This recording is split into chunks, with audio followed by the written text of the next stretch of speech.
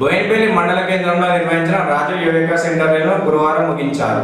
తెలంగాణ రాష్ట్ర ప్రభుత్వం ప్రవేశపెడుతున్న రాజీవ్ యువ వికాసం ఇంటర్వ్యూలో భాగంగా బోయినపల్లి మండల కేంద్రంలోని మండల పరిషత్ కార్యాలయ ఆవరణలో రెండవ రోజు బీసీ కార్పొరేషన్కు సంబంధించి పెద్ద ఎత్తున యువతీ యువకులు తమ దరఖాస్తులతో ఇంటర్వ్యూలకు హాజరయ్యారు.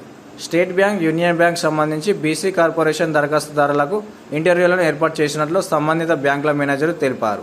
ఈ సందర్భంగా ఎంపీడీఓ జయశీల మాట్లాడుతూ కాంగ్రెస్ ప్రభుత్వం నిరుద్యోగులకు స్వయం ఉపాధి కల్పించాలనే లక్ష్యంతో రాజీవ్ యువ వికాసం ప్రవేశపెట్టిందని, బోయినపల్లి మండలంలోని 23 గ్రామాల నుండి దాదాపు 2000 వరకు ఆన్లైన్ దరఖాస్తులు తీసుకున్నారని, రెండవ రోజు బీసీ కార్పొరేషన్ ఇంటర్వ్యూ నిర్వహించగా 900కు పైగా నిరుద్యోగ యువతీ యువకులు హాజరైనట్లు తెలిపారు. కార్యక్రమంలో మండల పంచాయతీ అధికారి శ్రీధర్, సూపరింటెండెంట్ రవీందర్, బ్యాంక్ మేనేజర్లు మహేందర్, సురేందర్, కార్యదర్శులు ఉన్నారు. యువతకి స్వయం ఉపాధి కల్పించుటకు గాను రాష్ట్ర ప్రభుత్వము రాజీవ్ యువ వికాసం అనే పథకం కింద అనేక విధమైన అంటే నైపుణ్యం గల పనుల మీద వారికి ఒక ఆర్థిక సహాయం అందించాలన్న ఉద్దేశంతో ఇప్పుడు మన బోయినపల్లి మండలంకు ఏంటంటే SC, ST, minority, BC, EBC and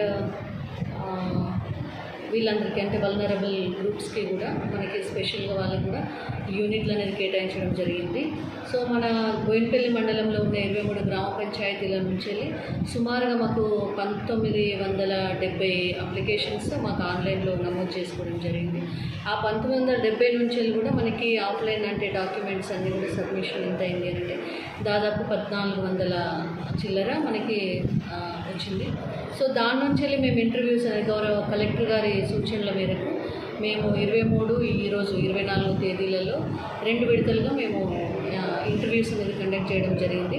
మా బోయినపల్లి మండలానికి యూబీఐ బోయినపల్లి మరియు ఎస్బీఐ విలాసాగర్ బ్రాంచ్లకి ఆర్థిక సహాయం లోన్ మంజూరీ కోసం ఆ బ్యాంకులకు అధికారం ఇవ్వడం జరిగింది. సో ఇదందరూ కూడా అర్థం చేసుకొని ఏదో రుణాలు తీసుకున్నాము, తర్వాత మళ్ళీ వడ్డీతో సహా కట్టలేని స్థితిలో ఉన్నామనేది ఆర్థిక స్థితిని దిగజార్చుకోకుండా ఆర్థిక స్థితిని మెరుగుపరుచుకునే విధంగా ఈ లోన్లను వినియోగం